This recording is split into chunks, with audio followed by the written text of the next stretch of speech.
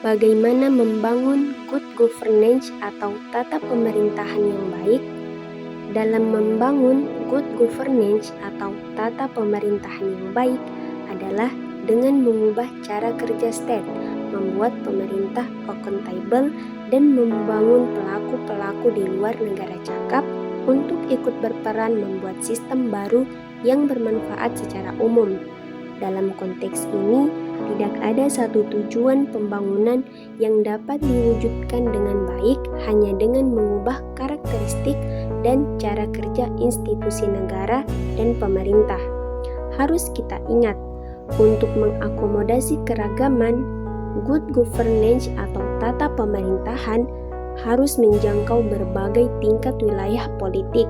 Karena itu, dalam membangun good governance atau tata pemerintahan yang baik adalah proyek sosial yang besar agar realistis. Usaha tersebut harus dilakukan secara bertahap. Karena untuk Indonesia, fleksibilitas dalam memahami konsep ini agar dapat menangani realitas yang ada. Oleh karena itu, tata pemerintahan yang baik harus segera dilaksanakan agar segala permasalahan yang timbul dapat segera terselesaikan dan juga proses pemulihan ekonomi dapat dilaksanakan dengan baik dan lancar.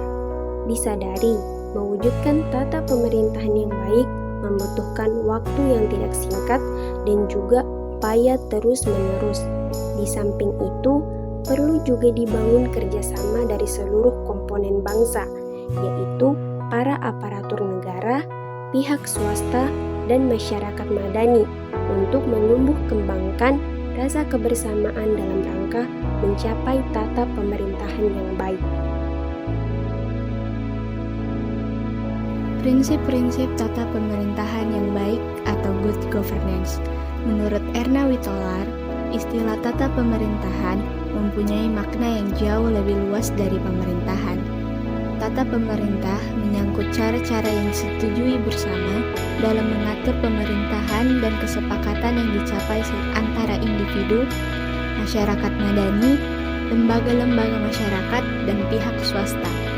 Ada dua hal penting dalam hubungan ini, yaitu yang pertama, semua pelaku harus saling tahu apa yang dilakukan oleh pelaku lainnya, dan yang kedua, adanya dialog agar para pelaku saling memahami perbedaan-perbedaan di antara. Memasuki era reformasi, sangat disadari pentingnya membangun kembali manajemen pemerintahan melalui paradigma baru, menuju good governance dengan 3 prinsip dasar: transparansi, partisipasi, dan akuntabilitas. Terdapat banyak teori dari berbagai sumber ataupun para ahli mengenai prinsip-prinsip good governance. Yang pertama, partisipasi, yaitu mendorong setiap warga untuk mempergunakan hak dalam menyampaikan pendapat dalam proses pengambilan keputusan yang menyangkut kepentingan masyarakat, baik secara langsung maupun tidak langsung.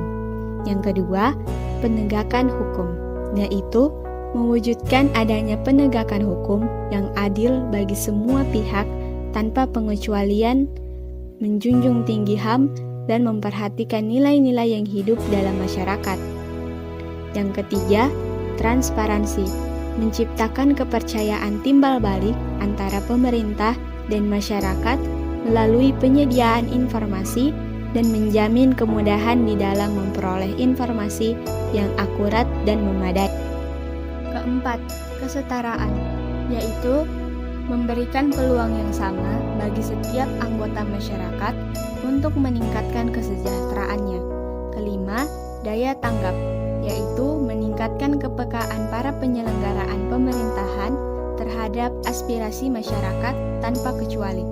Keenam, wawasan ke depan, yaitu membangun daerah berdasarkan visi dan strategi yang jelas dan mengikut sertakan warga dalam seluruh proses pembangunan, sehingga warga merasa memiliki dan ikut bertanggung jawab terhadap kemajuan daerahnya. Ketujuh, akuntabilitas, yaitu meningkatkan akuntabilitas para pengambil keputusan dalam segala bidang yang menyangkut kepentingan masyarakat. 8. Pengawasan, yaitu meningkatkan upaya pengawasan terhadap penyelenggaraan pemerintahan dan pembangunan dengan mengusahakan keterlibatan swasta dan masyarakat luas. 9. Efisiensi dan efektivitas, yaitu menjamin terselenggaranya pelayanan kepada masyarakat dengan menggunakan sumber daya yang tersedia secara optimal dan bertanggung jawab. 10.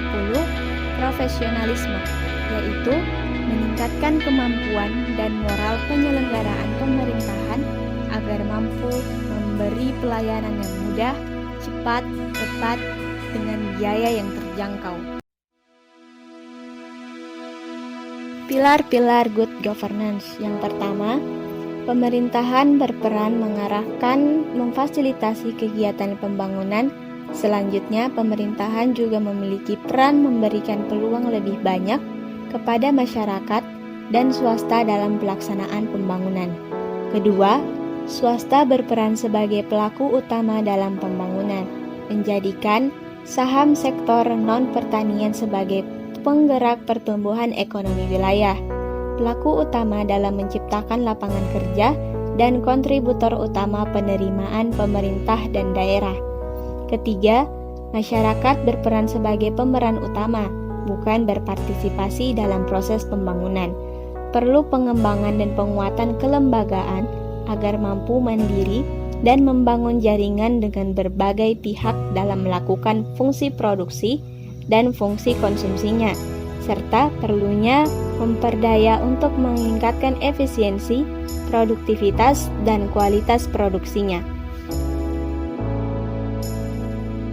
Di antara manfaat dari good governance atau tata pemerintahan yang baik adalah sebagai berikut.